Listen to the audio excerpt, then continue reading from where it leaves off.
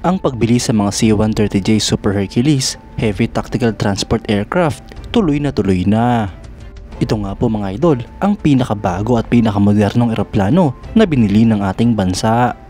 Yan ang pag-uusapan natin, para bago yan, kung bago ka lang sa aking channel, huwag mong kalimutang mag-like, subscribe at hit mo na rin ang notification bell button para lagi kang updated sa mga bagong videos natin.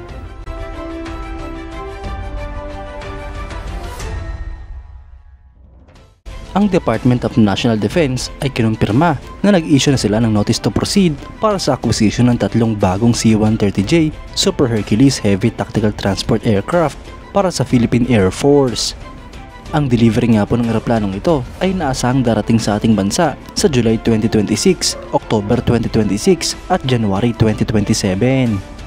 Ang notice to proceed mga idol ay sinabing nilabas noon pang June 2023.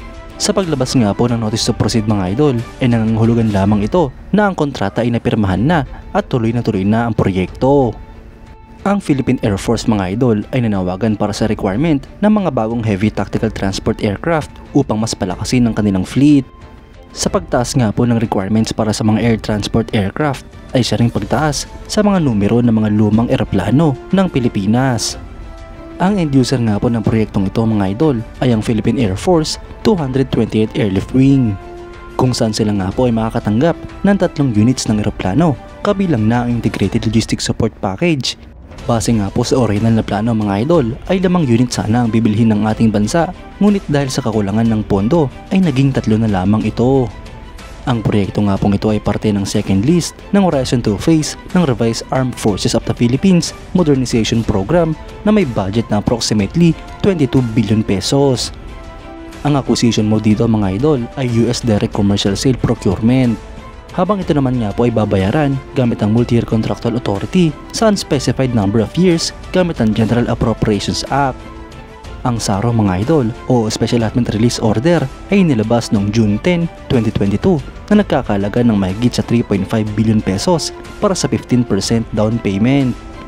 Ang winning proponent nga po sa proyekto mga idol ay ang Lockheed Martin ng Estados Unidos, kung saan magdi-deliver sila ng mga C-130J-30 Super Hercules at idagdag pa dito ang Integrated Logistics Support Package. Ang Lockheed Martin C-130J Super Hercules mga idol ay isang 4-engine turboprop military transport aircraft. Ito nga po ang comprehensive update ng Lockheed C-130 Hercules na may mas bagong makina, flight deck at iba pang systems. Ang C-130J mga idol ay ang pinakabagong version ng C-130 Hercules. Ito nga lang po nag-iisang model sa kasalukuyang production line.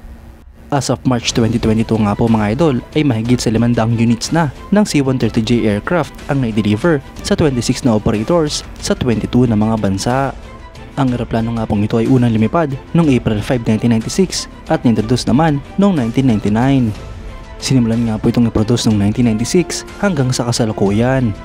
Ang ilan nga po sa mga operators nito ay ang Algeria, Australia, Bahrain, Bangladesh, Canada, France, Germany, India, Israel, Italy, New Zealand, Norway, Saudi Arabia, Pilipinas, South Korea at United States.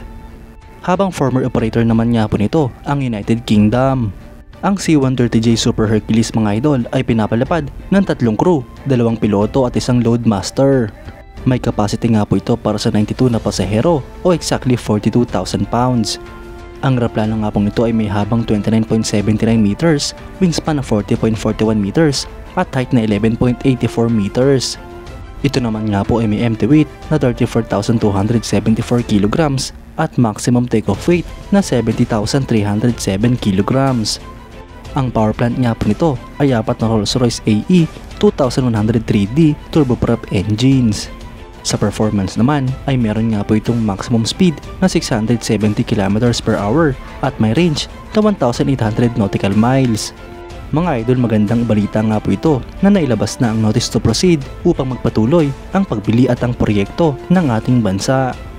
Malaking tulong nga po ang additional transport aircraft para sa Philippine Air Force dahil hindi lamang ito nagagamit sa military operations kundi pati na rin sa humanitarian assistance, disaster response, relief operations at search and rescue. Gayun din mga idol ay mapapalitan na ang mga lumang eroplano ng ating bansa na mga makabago at mas moderno. Kaya't malaking bagay nga po ang modernization program mga idol dahil unti-unti nitong binabago ang sandatahang lakas ng Pilipinas. Mas pinapalakas nga po nito ang pwersa ng ating bansa at mas ginagawang moderno at maasahan ang ating mga kagamitan. Sana nga po mga idol ay hindi lang matapos dito ang acquisition project na ito. At pwedeng sa mga susunod na acquisition project ay madagdagan pa ang mga transport aircraft. Kayo mga idol, anong masasabi nyo? Comment down below for your thoughts and opinions. At yan nga lang po ang pag-uusapan natin ngayon mga idol. Maraming salamat sa panonood. Huwag nyo rin kalimutang mag-like at subscribe bilang suporta sa ating channel. Mabuhay kayo mga idol!